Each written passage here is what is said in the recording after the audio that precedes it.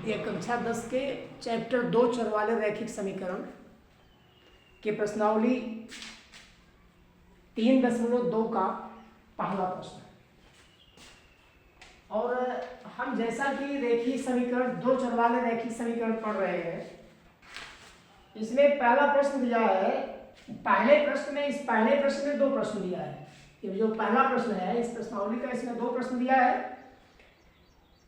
निम्नलिखित समस्याओं में रैखिक समीकरणों के युग्म बनाइए और उनके ग्राफीय विधि से हल कीजिए।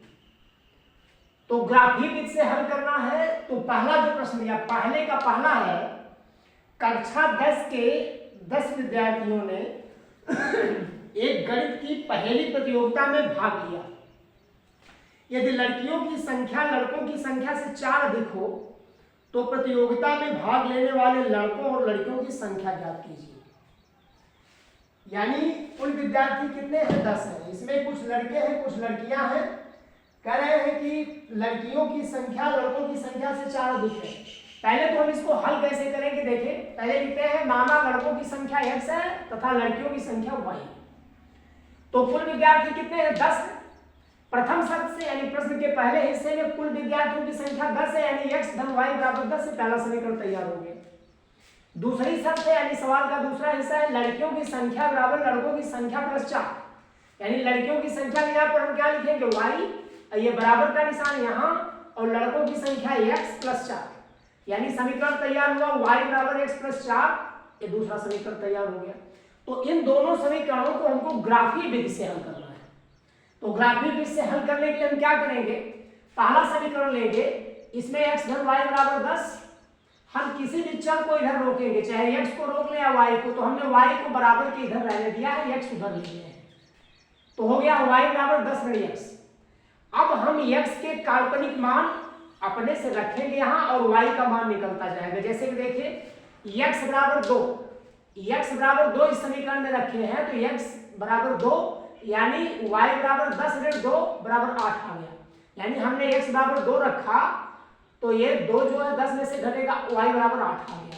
उसी तरीके से x बराबर 3 रखा तो 10 ऋण 3 y बराबर 7 आ गया। x बराबर 6 रखा तो y बराबर 10 ऋण 6 बराबर 4 आ गया।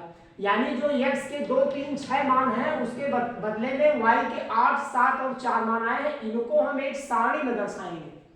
ऐसे सारणी बनाएंगे x y, x के मान 2 है तो y का 8 है, x बराबर 3 है तो y 7 है, x बराबर 6 है तो y बराबर 4 है।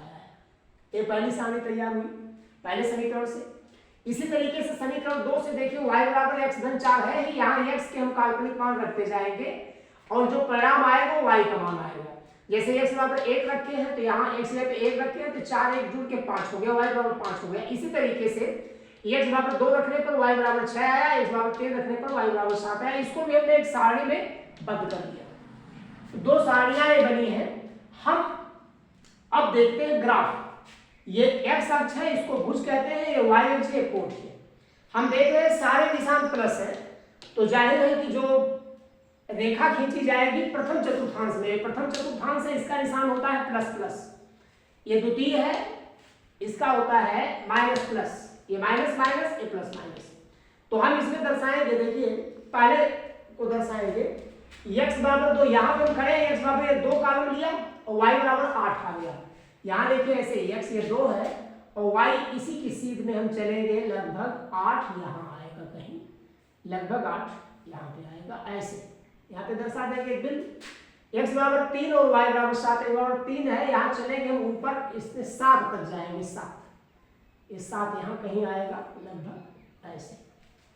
फिर x बराबर 6 है, y बराबर 4 है, 6 पर आएंगे हम और 6 से पकड़ के लकीर ऊपर चलेंगे हम और ये y 4 आएगा ऐसे लगभग यहाँ पे। अब हम क्या करेंगे, इसको स्केल से मिला देंगे, इन तीनों बिंदुओं को हम ऐसे मिला देंगे।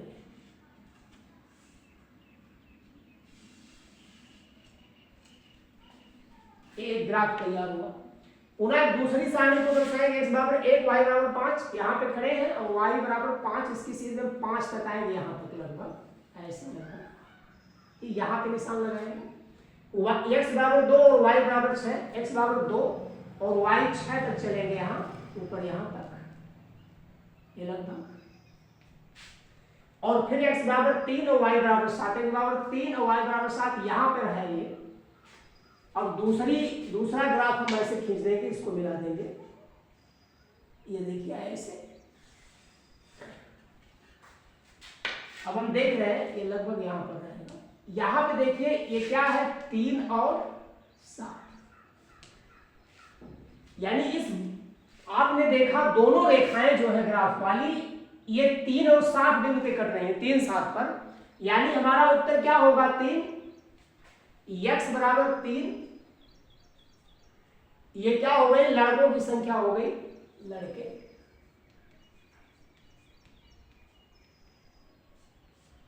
और y बराबर 7, ये लड़कियों की संख्या है।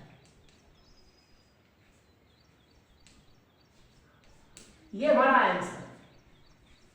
ये ग्राफ विधि है, परीक्षाओं के लिए इंपॉर्टेंट है, 4 नंबर का सवाल परीक्षाओं में आ सकता है।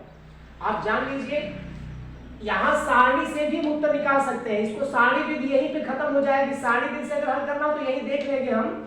आप देख रहे हैं 3 7 इसमें भी है, 3 7 इसमें भी है, 3 7 जब दोनों सारणियों में मान टैली कर रहे हो तो वही उत्तर होता है। यानी x बराबर 3 और y बराबर 7 दोनों में है, यानी लड़कों की संख्या कितनी हो गई, 3 हो गई, और लड़कियों की संख्या 7 हो गई, कुल मिला के 10 होगी, जो कि हमारा उत्तर है। इस तरीके से प्रश्न हुआ ग्राफीय विधि से।